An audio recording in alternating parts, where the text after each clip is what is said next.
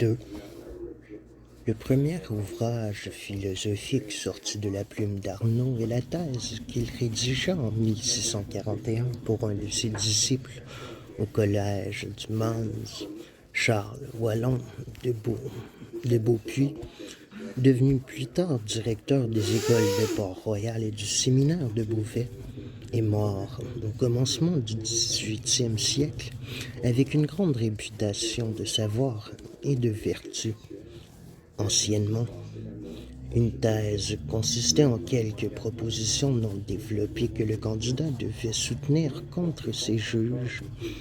Celle du sieur de Beaupuy n'a rien innové à ce vieil usage. Arnaud ne fait qu'y poser dans un latin assez pur des conclusions au nombre de 24 sur différents points de physique, de mathématiques, de morale et de métaphysique.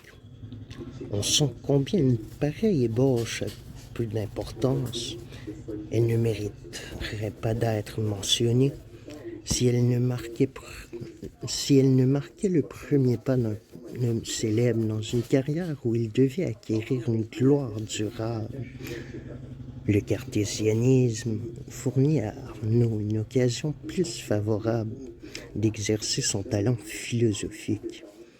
Descartes, sur le point de publier ses méditations, avait chargé Mersenne d'en communiquer le manuscrit aux théologiens qu'il jurait les plus capables, les moins préoccupés des erreurs de l'école, les moins intéressés à les maintenir, enfin les plus gens de bien, sur qui il reconnaîtrait que la vérité et la gloire de Dieu auraient plus de force que l'envie et la jalousie. Il espérait recueillir des approbations qui puissent soutenir l'ouvrage et empêcher les cavillations des ignorants qui auraient envie de contredire s'il n'était retenu par l'autorité de personnes doctes. Ce qui importait surtout était d'obtenir l'avis des docteurs de la faculté de théologie de Paris. Mais, remarque Baillet, soit qu'il approuvasse entièrement l'ouvrage, soit qu'il le méprisasse, soit qu'il le méprisasse,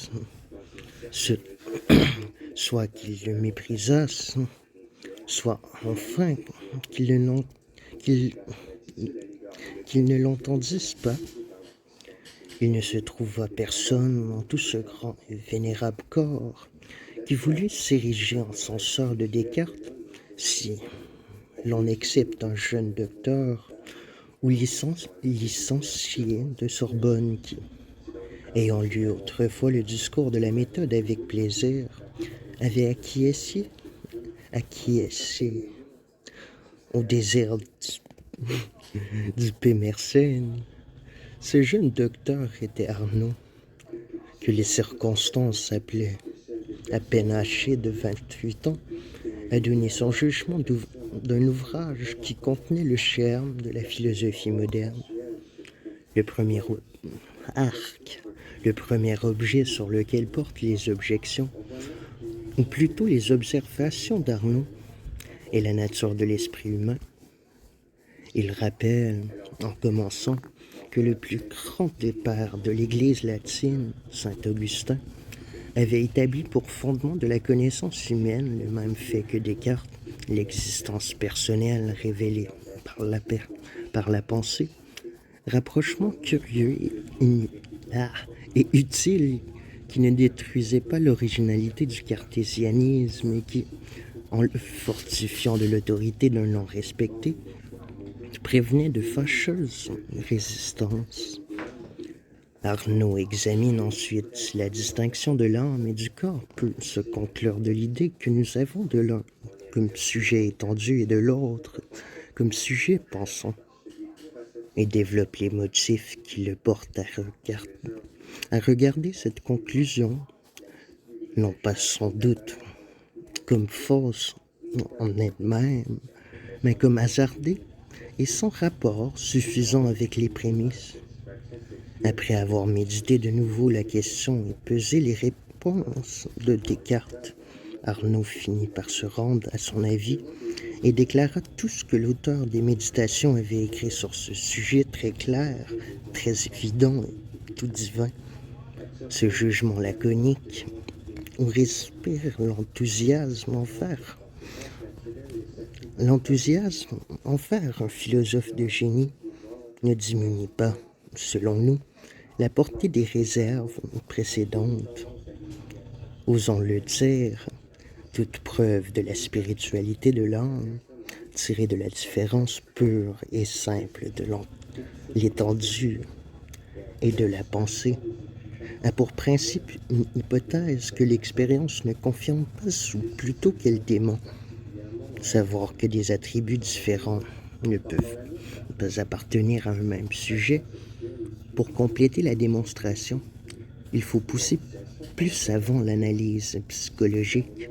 Il faut montrer que tout phénomène de conscience implique l'unité et l'identité du principe pensant, condition que ne remplit pas la substance matérielle. Assemblage mobile de parties qui se renouvellent de jour en jour. Surtout, il faut dégager cet élément essentiel de notre nature morale qui se possède et se gouverne parce qu'elle se connaît, je veux dire la force volontaire et libre, opposée à l'inertie de la matière ou à son aveugle et fatale activité. La gloire impérissable de Descartes est d'avoir vivement senti, fortement soutenu que le principe intellectuel est distinct de l'organisation physique. Mais peut-être n'a-t-il pas établi cette vérité avec toute la rigueur désirable en se bornant, comme il l'a fait, à répéter sous toutes les formes que la notion de l'étendue ne comprend pas celle de la pensée et qu'elle n'y est pas comprise.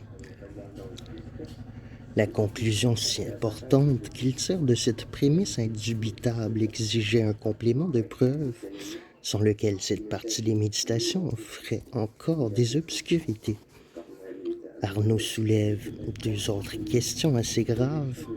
La première, si nous avons connaissance de tout ce qui se passe en nous. La seconde, si nous pensons toujours, puisque l'existence de l'âme consiste dans la pensée. Exister pour elle, c'est penser. Elle pense donc du moment qu'elle existe, c'est-à-dire à l'instant même de la conception.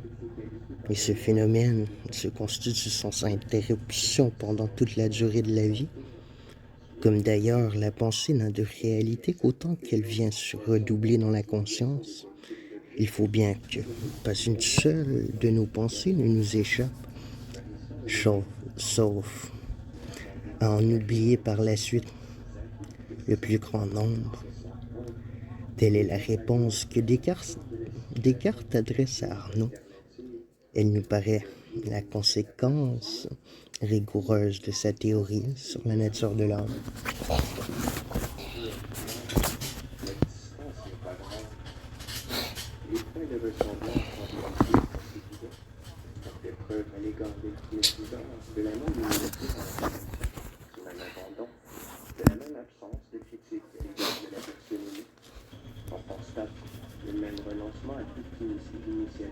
Relativement à la démonstration de l'existence divine, Arnaud critique avec vivacité cette pensée que Dieu est positivement par soi-même comme par une cause. Il montre que la cause précédant toujours son effet. Si la divinité était la cause de son être, elle précéderait elle-même. Elle se serait donné ce qu'elle possédait déjà. Elle se conserverait, ou plutôt elle se rendrait ce qu'elle ne peut jamais perdre. Conséquence inadmissible ou même absurde. À parler proprement, on ne peut pas demander la cause de l'existence divine. Cette cause n'est pas pour la raison. Dieu existe comme un triangle à trois angles, parce qu'il est dans la nature d'un être parfait d'exister. Descartes rétracta dans sa réponse la proposition qui avait scandalisé Arnaud. Il convainc 1. Que Dieu n'est pas la cause efficiente de lui-même. 2. Qu'il ne se conserve pas aucune influence positive. Et il se borna à justifier les termes de la troisième méditation, ce qu'il déduisait peut-être plus au long.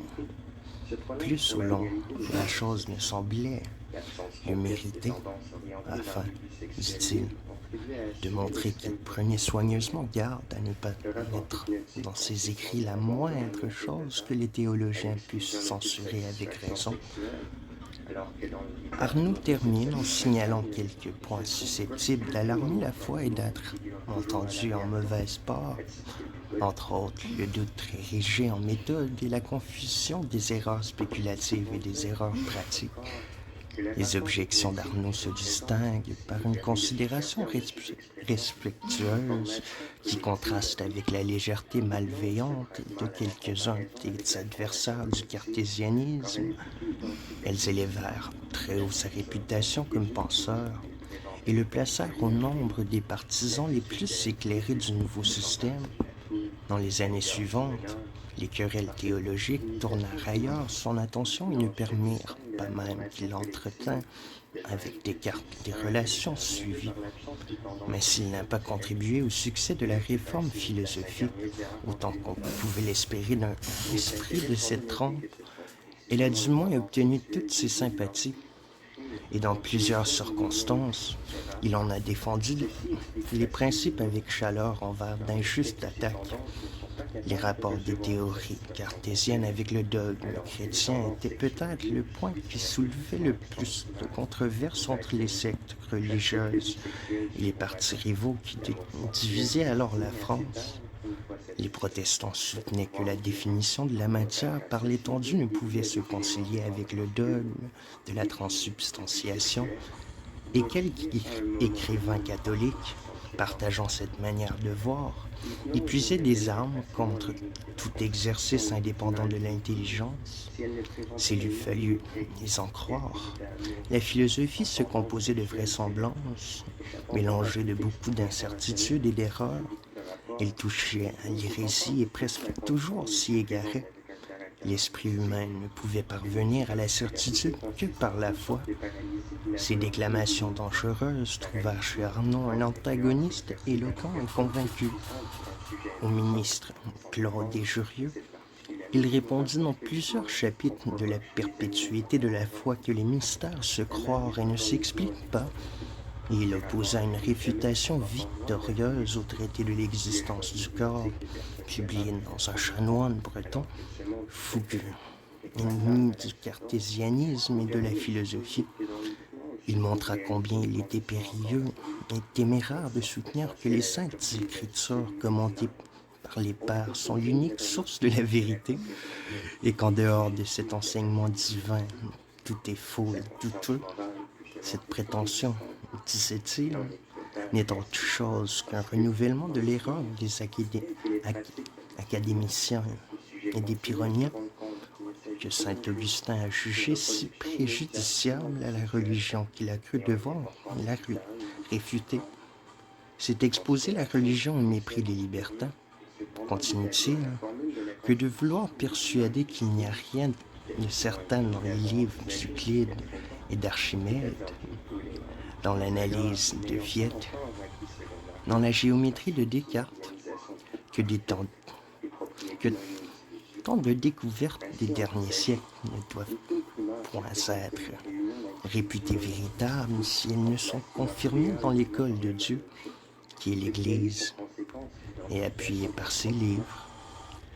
Qu'il nous soit permis de le faire remarquer, lorsqu'Arnaud tenait ce langage, il était d'accord avec la tradition constante de la société catholique. Beaucoup de systèmes ont le malheur d'être condamnés par le Saint-Siège à suivre la Bible. La philosophie envisagée comme un libre développement de la raison ne le fut jamais. L'Église n'interdit pas à la pensée de se replier sur elle-même et d'éclairer en fraction pour la valeur qui monte. C'était l'idée de le mettre recul et d'aussi longue période, parce que chaque unité commence à la lettre se multiplie. Des lumières, bref, c'est la radicalité de l'élément se ressentent,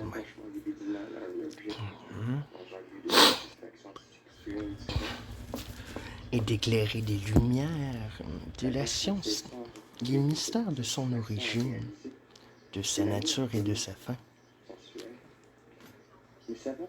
Elle veut que la foi demeure invariablement respectée, mais elle ne prétend pas que son empire soit universel et exclusif, voilà, et que l'esprit humain ne possède pas, comme l'entièreté d'une unité de texte, indépendamment de la foi, des vérités propres. Ceux qui ont contesté à la raison cette portée, ces droits, et qui, cachant un scepticisme dangereux sous un faussaire de spiritualité, ont douté de sa puissance d'arriver à la certitude, sans quelque esprit peu sincère et peu sage, que la philosophie ne désavoue pas plus hautement que l'Église elle-même, qui les a repoussés plusieurs fois de son sein.